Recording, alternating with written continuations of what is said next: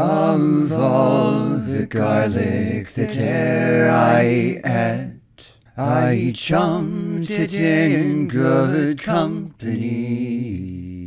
And all the banjos that e'er you plucked were just to get through the door to me. And since it falls unto this lot, that stack should rise and smoke should not, I'll pay my tab and I'll softly call. Ah, the sun, it burns! It burns! And we're back. There we are. And we're going to be talking about a movie that I've been very excited. I've been very much anticipating this for some time now.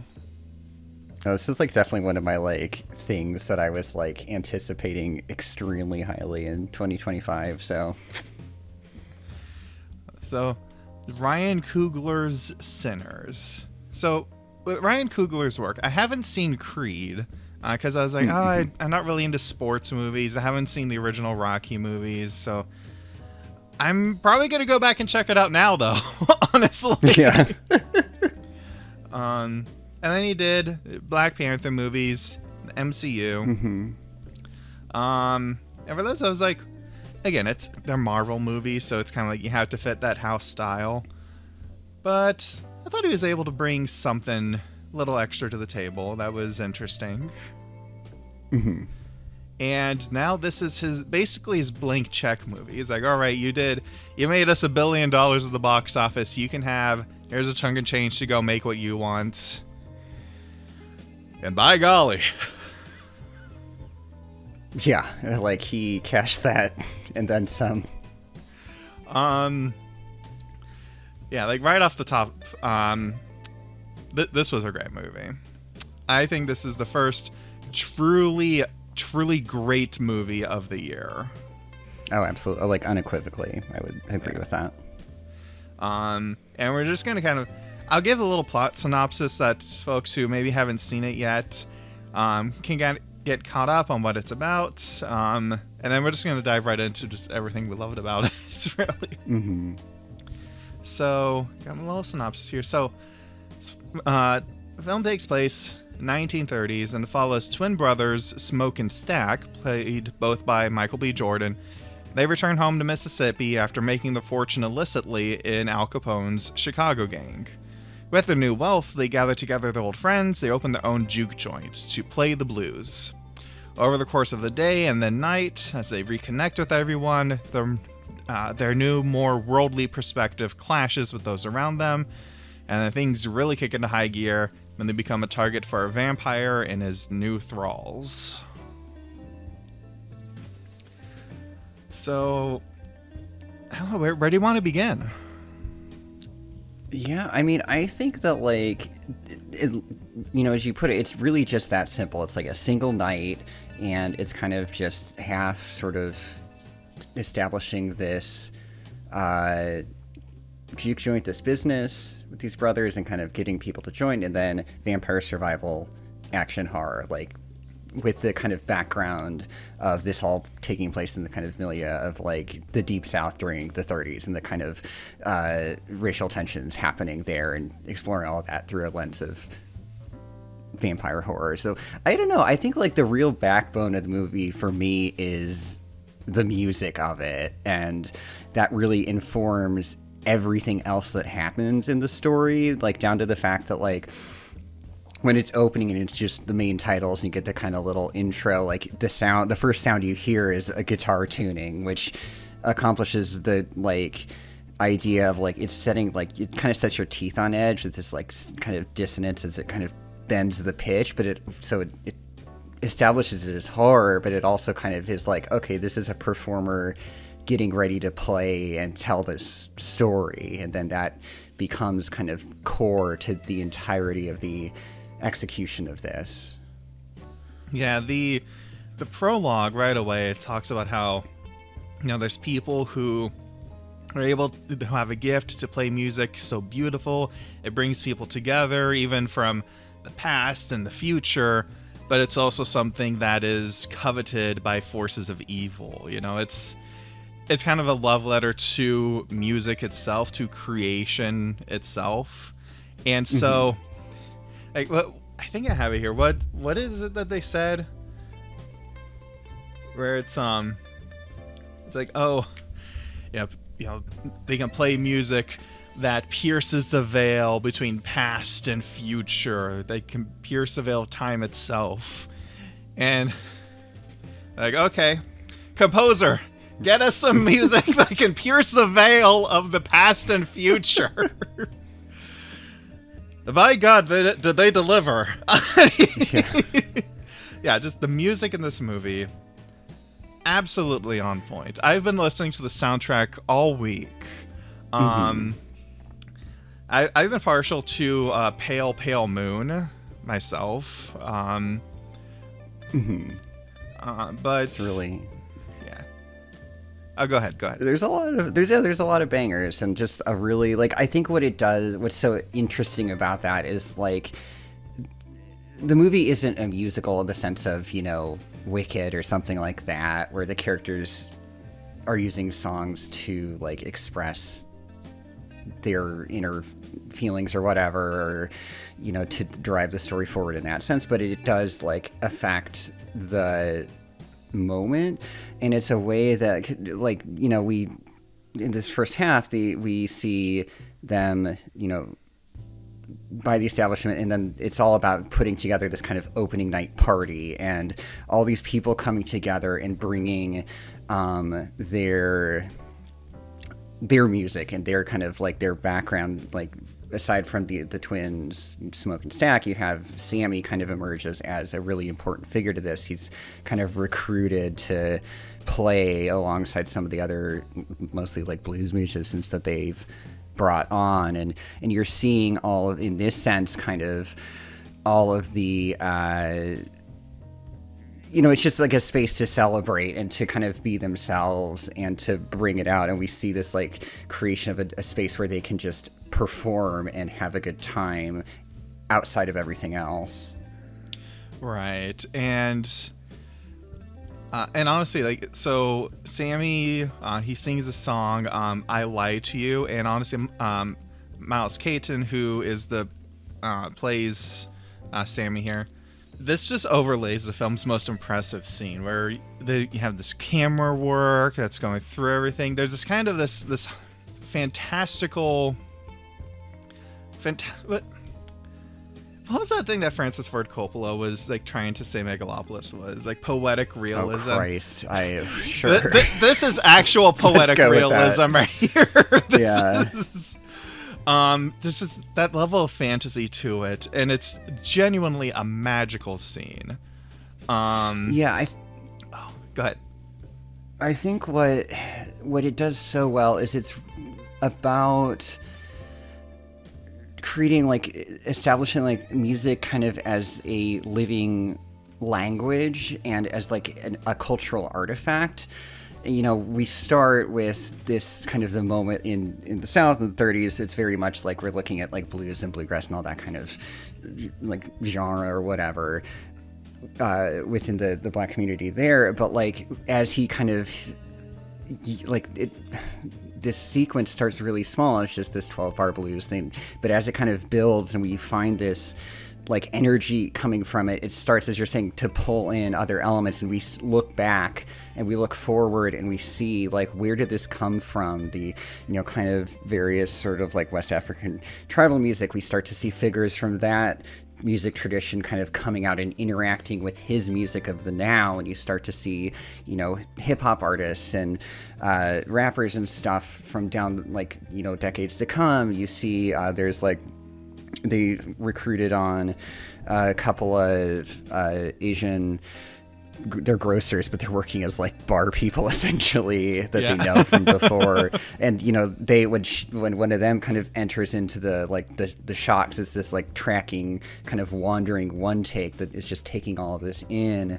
You know, you start to see kind of, like, picking opera figures and stuff. So it's like saying, like, this is a living vibrant, like continual statement of existence and of art. And this is this moment where we can kind of find this like nexus point and like literally burn down the house with how effective it is, and just the way that it can build and intermingle all these kind of genre and establish that these are things that kind of feed off one another, and do it in such a way that is both musically really effective and beautiful, but also just incredibly fluid in terms of creating almost a dance with the camera and with the various characters. So we see that. We see how the vampires have their own thing too, and just kind of using this as a way to kind of talk about the importance of music in this regard. Yeah, it's very powerful. And then it's followed up with the next song, which is a banjo trio, Pick Poor Robin Clean. Right. Which I have to admit, sometimes I have trouble picking out words and stuff. Some of the reasons I almost always watch movies with subtitles. So I thought they were singing Pit's Bull Riding Queen. It's like Mr. Worldwide meets ABBA or something. I don't know. It's like that's probably not what it is. No. But it's a good thing they didn't do like Rock the Casbah or Tiny Dancer or something, so you'd be fucked. You didn't like their like Peter, Paul, and Mary like coordinated banjo choreo and stuff? No, it was quite funny. It's like it's I don't know, like it's one of those things where you can kind of tell this is supposed to be like the funny song, I guess you could say, but it's not overplayed either. It's not like it's not like in Les Miserables they have like the Thénardier where it's like, hey, right, we have like a dozen songs of how people are crying because they can't afford to live. Here's one funny song, and you kind of tell it's the funny song voice, and it's like that's not what they did here. It's a bit more. I guess it's like, especially coming, like I said, right after that fantastic sequence of "I Lied to You," it just seems a lot more quaint, a lot more. Yeah. Well, and it's almost like, because they're using it as a way to kind of be like, hey, let us in. We're like, like, let us crash your party kind of thing. Because the bouncer and the, the brothers don't want to let him in because they're concerned about, like, them causing trouble. But and the song also is very quaint, like you're saying, in contrast with other moments before. But it's also, it comes across as a little bit like almost condescending in a way, which fits in again with kind of these tensions that are happening and the kind of implications of it. It's very twee. Right. And truth be told, there's also, because again, while it does have that facade of being, like you said, twee, being kind of silly, the actual lyrics themselves, pick poor Robin clean, how Mr. Jaybird laughed when I picked poor Robin clean, it kind of begins to hint at their motivation there. Right. I won't get too much into spoilers right now. We'll save that for a little bit later. Well, quickly, I just want to say, Michael B. Jordan is both Smoke and Stack. I really love the way he's able to seamlessly play both roles. That when like his introduction is him like leaning against his like car and like lighting his own cigarette, and that's just such like a visual, just like, yeah, we got this. Like, yeah, it's interesting because like I don't know what it is, but this is something that's happening a lot in movies lately. Like in the past 5 months, there was the Sonic movie. It was like Jim Carrey plays his own father. I have that on my bingo card. And then there Mickey was 17. Mickey 17, which is that's kind of the whole shtick of the movie. And then The Monkey, where the same actor played whatever the two brothers' names were in The Monkey. I did not care for The Monkey as much as I wanted to. But yeah, I forgot about them along with most other details of The Monkey. Yeah, like the past 5 months. But it's still a fun trick, and like you said, like they kind of like right at the beginning where he's lighting his own cigarette. It's kind of like,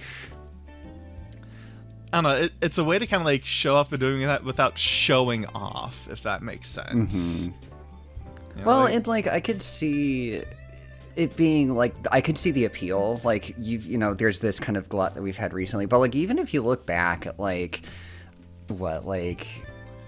Margot Kidder in De Palma's Sisters, or Jeremy Irons as twin brother gynecologists in Dead Ringers for Cronenberg. Like as an actor, you know, you get this chance to perform as like very different personalities with kind of a similar aspect. And here, these two brothers have very different approaches. You know, one being a little bit more, you know, of a heavy, and the other one being more kind of, you know, the business front or whatever. And so I think like it could be an interesting challenge as an actor. And then on the creative side, you have, you know, how do we execute this and have it look seamless? And that's obviously changed over the years, but it's still, you know, how do you create these two characters and not have them be, how do you make them distinct and interesting? That must be fun on kind of both ends of the production.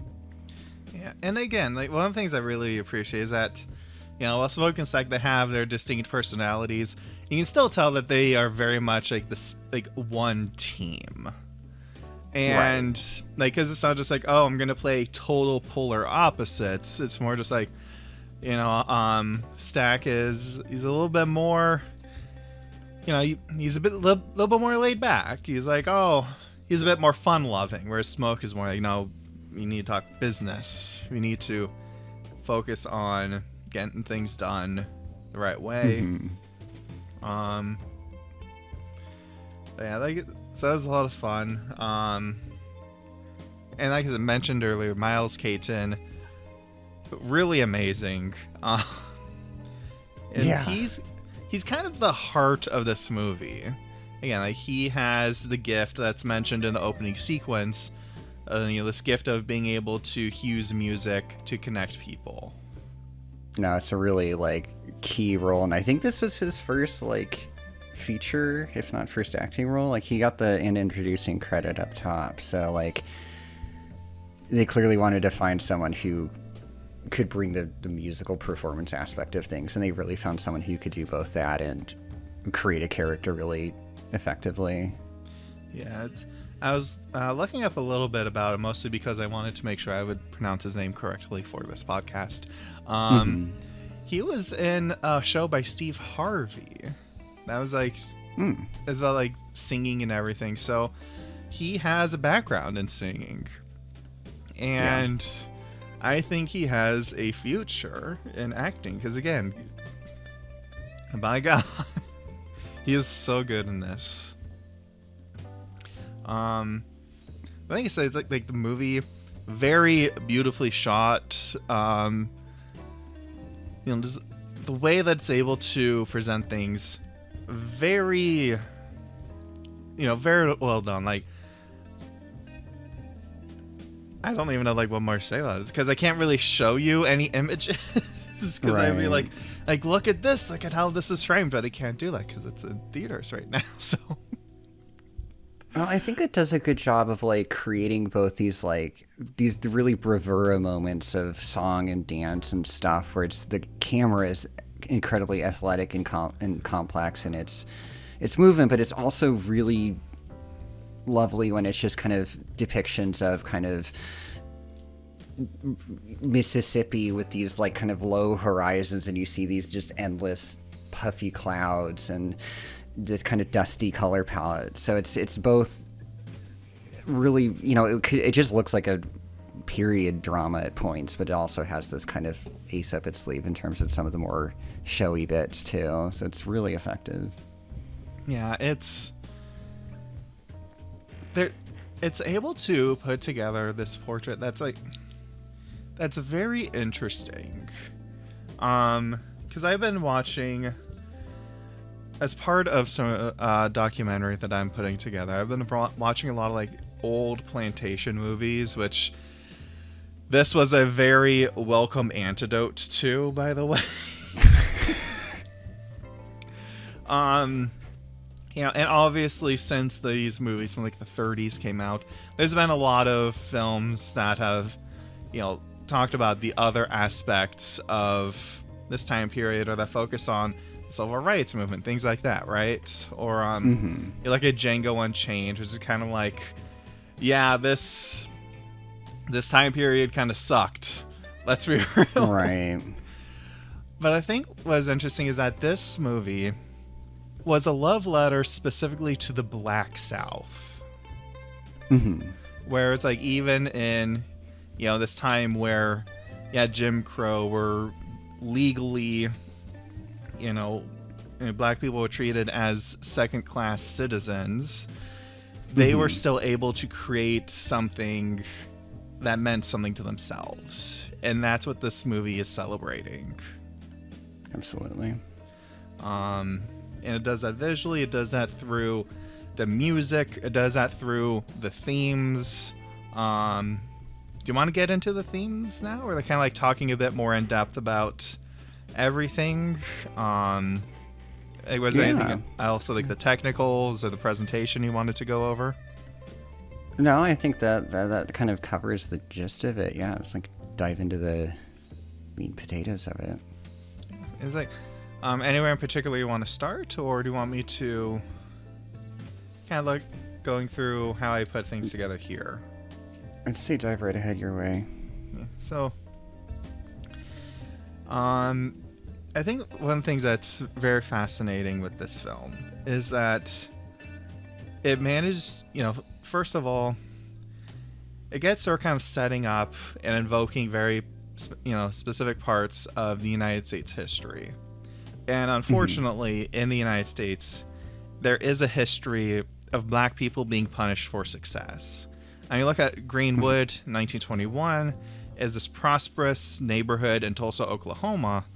In the face of segregation, the black community built themselves a prosperous place, and then a white mob invaded it and destroyed it.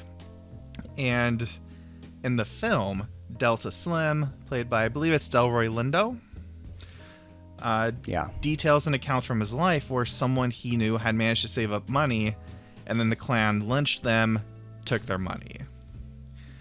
And that's a cloud that hangs over Smoke and Stack's juke joint. The initial reason they don't invite the vampires in before they know they're vampires, and then obviously not going to invite them in. The initial reason isn't just because, they're white. It's the very real fear that if they come in and they even perceive a slight against them, they'll bring in the cops, or they'll bring in the Klan, and then fun's over for everybody. Exactly. I was kind of obliquely alluding to earlier. This real fear that's, gets set up, gets brought in. It's kind of like the first part of what Sinners creates. This kind of contrast where you had this moment of just interiority and this party, this opening night at the juke joint, and then again, that kind of incursion that happens. A brief tangent. This reminded me, there's another, if we're just talking movies and stuff, this reminded me of a really excellent movie by Steve McQueen, who's a British filmmaker. Yes. He made this set of television movies about the West Indies community living in London between like the 60s and the 80s.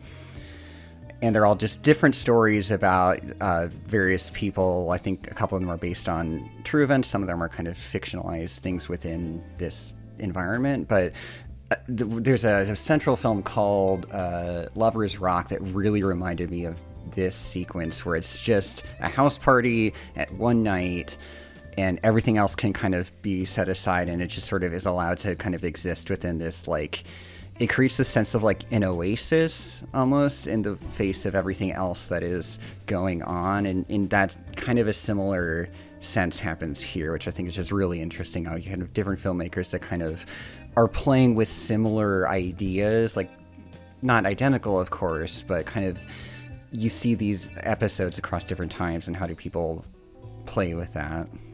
Right. It's this, from this shared history, how do you respond to something like that? How do you reply to it? How do you perceive or portray people coping with it years later, and especially how do you see it from a modern perspective where you get a better idea of what was happening at this time. There's now, with that motif in place, there's another one that gets brought in. And I actually saw you had mentioned this in your Letterboxd review, so if you want, I can kind of hand this off to you, but it's about money and how it represents power within the movie. Yeah, I think it's a really, this is about kind of Jim Crow South. So there's obviously, like, as you mentioned, there's a shitload of racism going on. Like, there's no other way to put it. But, like, a way that it really hones in on that is currency, is being the only, means of power here. It's the way you interact with other people in the economy, and like this film has different ways of kind of showing how that can be used to control people. The Smoke and Stack are obviously like, this is a business. Smoke wants to get ahead because they're kind of returned from Chicago, and so I'm pretty sure it's Smoke. Oh my god, the name's flipping my head. But Smoke was the one who was saying. So Stack was saying, no, let people use the script currency here. They're trying to have a good time. Smoke is the one saying, no, we need to accept only real money. Yes. So Smoke is very much like, he's got his eyes on the prize. They bought this place. They need to turn a profit, right? But the problem is there are a number of people here who only have script. They have wooden nickels and plantation dollars, and essentially it's just monopoly money that they can only use in like the plantation community or these country stores. So like they are beholden to the economy of their employers. So there's no getting ahead in that system. Even kind of in a post-Civil War situation, you're essentially indentured to the person who is has hired you on their plantation. So you're not free in the same sense as someone who can, interact with the world with, US dollars or whatever. So there's kind of this way that this racial system like perpetuates itself into something as fundamental as economics. And then you have the vampire, the Remick, who has a different kind of currency, this, gold coin. And it's a different sort of power that he wields that is very seductive to some. Yeah, and to be fair, like the movie, like very bluntly states it. Like his Smoke, I think it's even in the trailer where he says, "Money is power." Right. Yeah. So, it's pretty there's very cut and dry. And so the difference between, these people who come in who have script, this basically fake money meant to keep them within their, the plantation employers' control, versus this, right. This wandering vampire who we don't really know where he came from, but he has these gold coins, and it's like he is very wealthy, and despite his more, like his appearance doesn't seem particularly ostentatious or anything, but it's clear to see that he has power as communicated through the movie and the motifs that it's setting up here. Mm-hmm.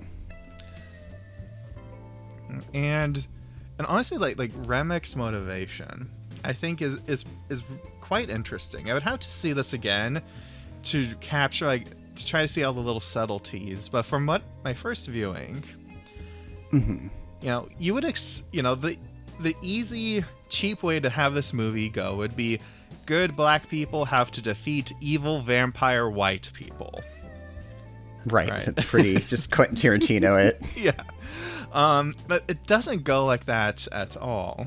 Remick, who's kind of like the head vampire, I guess you could say, he doesn't seem to have any love for the clan. Like the two people he turns into thralls first scene he's in, and again, it's unclear how much true is just lip service and how much he really believes. like when they come to the juke joint, they say, "Hey, we believe in equality." It's actually in the soundtrack as well. the soundtrack version of the song is like, "I'm Remick. These are my friends. We believe in equality. Won't you let us in?" Pit's bull riding queen. Should just transcribe the entire soundtrack for our benefit. Now, I think what's also noteworthy is that Remick is an Irish immigrant. So he's outside of that Anglo-Saxon Protestant caste that's considered to be the most privileged in American society, especially at this time. Right. It's interesting that this, I mean, they are, at the end of the day, like, there's this aspect, you know, then they've become these demonic entities or whatever. But like, yeah, this is another essentially person who is from a marginalized population. There is the whole kind of, you know, Irish need not apply kind of thing at various points in like New York and whatnot. So yeah, this isn't just like some guy that's on the up and up per se in terms of social, well. Yeah. And actually right here, I think it might be a good point. We'll do like a little spoiler alert here because I'm going to start getting into the stuff that gets revealed later on, because so far we've talked about stuff that is kind of like in the first third, the first half of the movie. Mm-hmm. But so we'll do a little spoiler alert there. And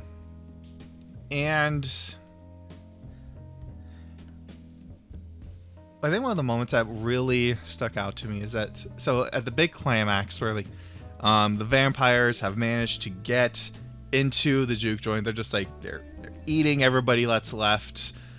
Sammy escapes, Remick corners him, and Sammy tries to recite the Lord's Prayer. You know, his father is a preacher. His father is drilled into like, oh, the power of God, you know, it's better than that silly music you play.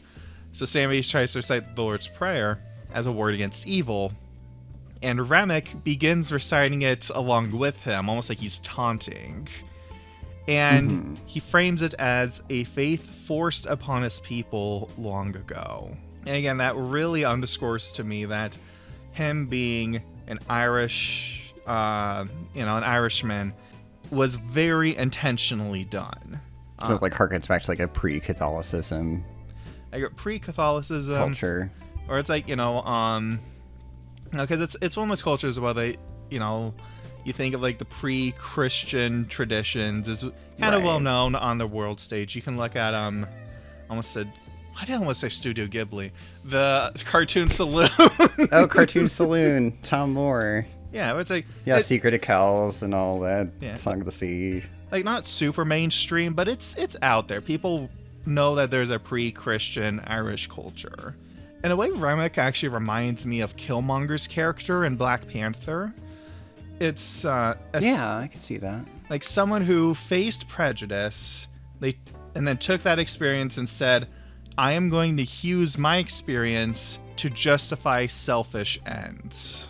Because in the end, what does he want? Like, you know, what's the thing that he says he wants? He wants Sammy.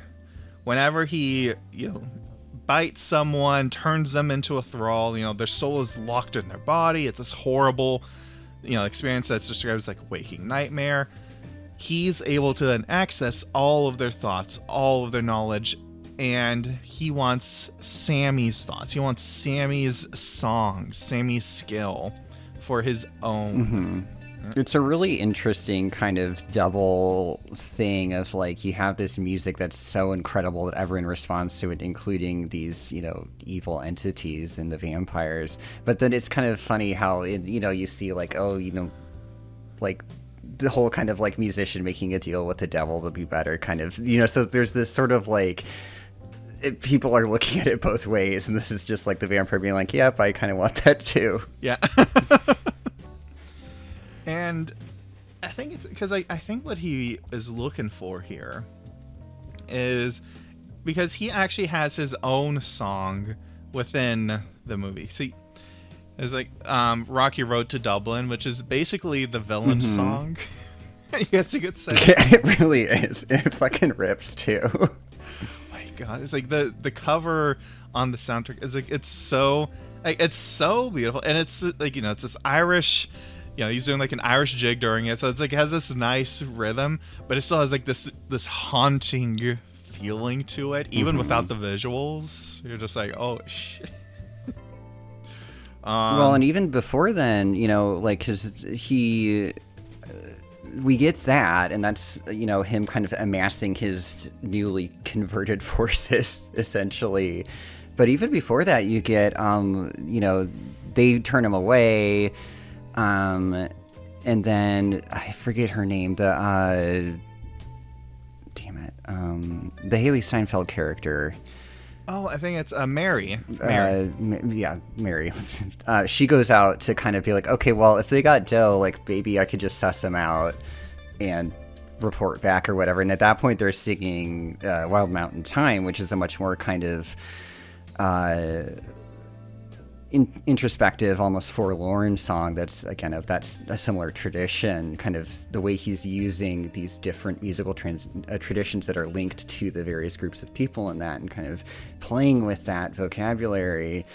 But again, in that place, it's a little bit more almost seductive in the way it comes across, and the lyrical content being about, we're asking this woman where she went, and like this idea of like a collective will all be together, which kind of plays on that, what an element of the whole vampire experience is, this sort of collective hive mind almost. So it's interesting, you're seeing different facets of a different sort of arm of like, I don't know, the umbrella of like a folk music or roots music or whatnot.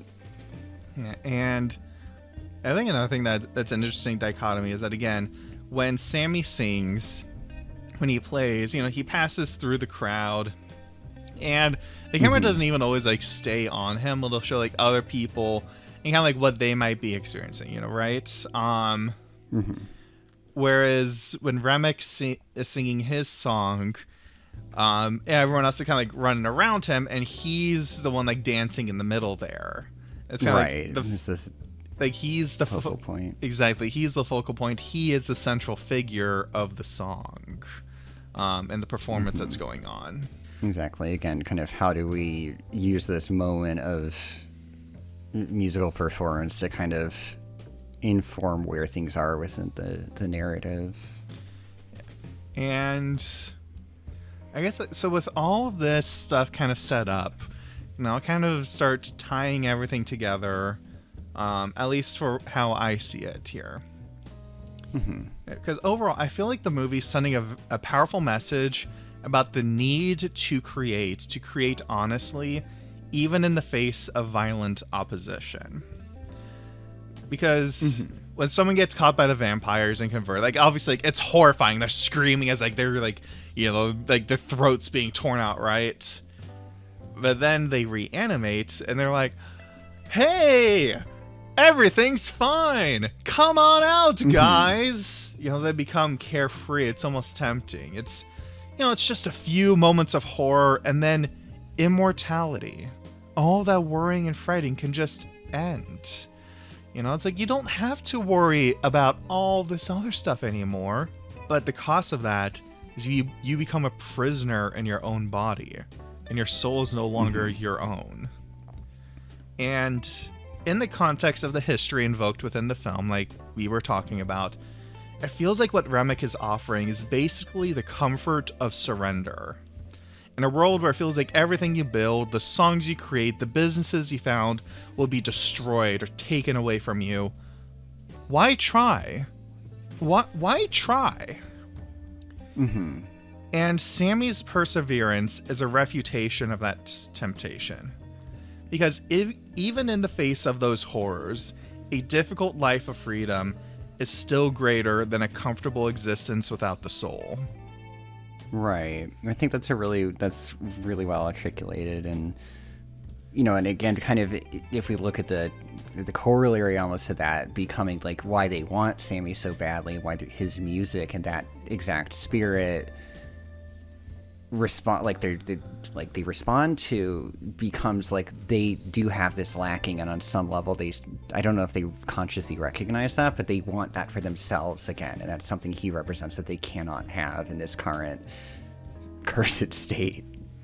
Yeah, it's just, God, it was so It was so compelling. And then at the very end of the movie, after he and Smoke, they managed to survive to morning. The vampires all burn up, run away. Ramek gets staked through the heart and explodes into a pillar of flame. It's great. It's like a guitar to the face. Yes. Silver guitar. No, it really. There's a movie called what's it? It's called like the Legend of Hillbilly John, and it like I had a moment because like Sammy has this like resonator guitar with like that big silver plate that lodges itself in Remek's face, but like in this like it's more Appalachia than like the Deep South, but he has these like this guitar with like true silver strings so he can like play away, and if people try to do that with like fake silver, it like they blow up and stuff. So yeah, it's like some things are just always gonna work. There we go. Just big old guitar fit to the face. And then like at the very end, Sammy returns home, and it's because the movie opens with the ending. Basically, it's like Sammy has like he bursts into the church, like the broken guitar in his hand. He's all like torn up and bloody, and his father's like, "Son, you have been sinning. You must repent." And then he kind of puts a pin in that. You see how he got to the state, and then come back and he says, "Son, put down the guitar." And he doesn't. He goes on and he ends up pursuing a career in music. He uses his gift, and he does that his whole life. And what's fascinating is that this movie has a mid-credit scene, actually. That it does. Kind of a long one at that. I know. I was watching. I was like, huh. It's weird to have one of these that isn't just telling me that Thanos will return. It's Blorgo. Galactus is gonna show up tomorrow. Oh, no. I think it, like, we could obviously talk about, like, the button that it ends, but I think it made sense for it to be a mid-credit sequence because the entirety of the story is one day, and I think to do a time jump and, like, have this closure to put on that immediately, like, would feel weird, so, like, kind of having the natural buffer of, like, okay, we're gonna just start the titles, and then have this. I think it was a nice little kind of like mini palate cleanser. So like I think structurally it made sense. Yeah, at first I wasn't sure about it. I was like, it feels a little weird to have this very important story moment disconnected from the rest. But now that you mentioned, like, it does better display the passage of time. It's kind of like it's like the story ended, and this is almost like a little epilogue. Exactly. Decades later, Stack and Mary, they've been turned to vampires, but they had managed to escape and survive.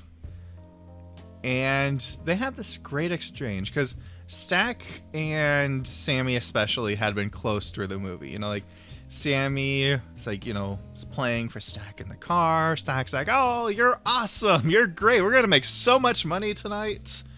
And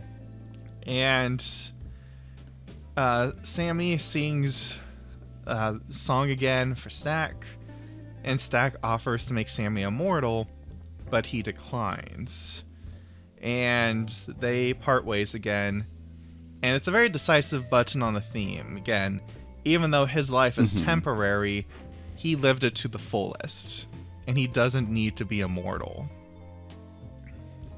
Yeah, well, there's kind of a sense almost of like mutual understanding by that point. There's no threat there really, truly, and Stack does acknowledge that that day was kind of the best day of his life, and for Sammy that was the same, despite the pain that ensued. So there's this kind of like a nice little satisfying ending of that. Did you notice the name of his club? I didn't, actually. What was it?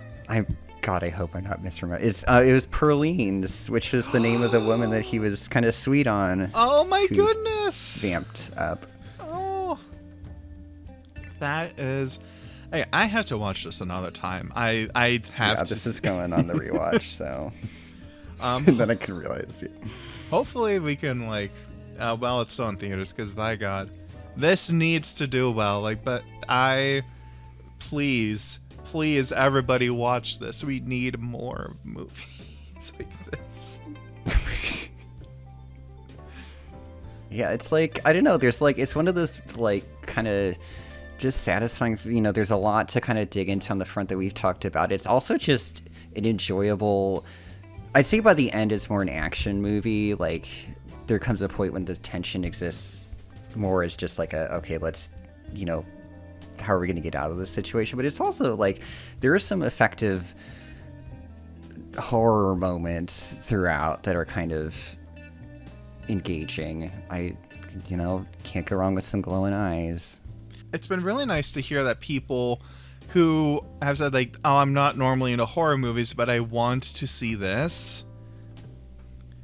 And that's been really heartening to hear, and I hope that, because again, it has some horror elements in it. I think it's a bit more of a thriller kind of a movie than a true boo kind of horror movie, ooh, I'm gonna scare you. Right, it's more about creating tension than there's a couple of jolts at more at the beginning, which is the edit, but yeah, with because Remick could apparently fly or something. The first time he jumped up super high, there's this lady in the theater with her whoa. That's very startling. Was that the one where he jumped for Mary? Mary's was walking away. Yeah, and he goes he's kind of back right a frame or whatever. And he's just yep, she's fucked. And he leaves, and then it cuts to the beginning of Pale Pale Moon, which begins with the singer going, ah! Which is the greatest sound bridge. So clever. It was so great. It's not the horror is more, off screen implication. Yeah, it's. I mean, the truth be told, if I saw that guy coming at me with the red eyes and the thing, I might be nope. No, no, sir, please, no.